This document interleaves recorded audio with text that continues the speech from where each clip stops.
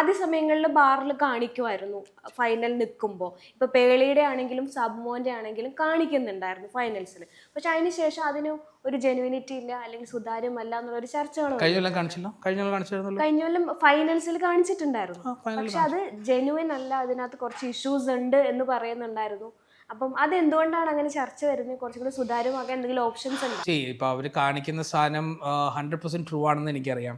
കാരണം നമ്മൾ എല്ലാ ആഴ്ചയും ഇതിൻ്റെ ഇത് നടത്തുന്നത് എനിക്ക് തോന്നുന്നു ലാൽ സാർ തന്നെ പറഞ്ഞിട്ടുള്ളതാണ്. പുറത്തൊരു ഓഡിറ്റിംഗ് കമ്പനിയാണ് ഇത് നടത്തുന്നത്. ആൻഡ് അത് ഏഷ്യനെറ്റ് എൻ്റെ മോളിൽ ഒന്നും ചെയ്യാൻ പറ്റില്ല. കാരണം ഇതെന്തെങ്കിലും ചെയ്ത് കഴിഞ്ഞാൽ ഈ ഓഡിറ്റ് ചെയ്ത കമ്പനിക്ക് കേസ് കൊടുക്കാം. ഓക്കെ, അതല്ല ഇപ്പം നമ്മളിൽ ആരെങ്കിലും ഇപ്പോൾ ആരാ ചെയ്യണമെന്ന് വെച്ചാൽ എത്ര ആഗ്രഹമുള്ളവർ ചെയ്യണം എന്ന് ഞാൻ പറയുന്നത്. ചെയ്ത് കഴിഞ്ഞിട്ടുണ്ടെങ്കിൽ അവർ ബാധ്യസ്ഥരാണ് വോട്ട് കാണിക്കാനായിട്ട്.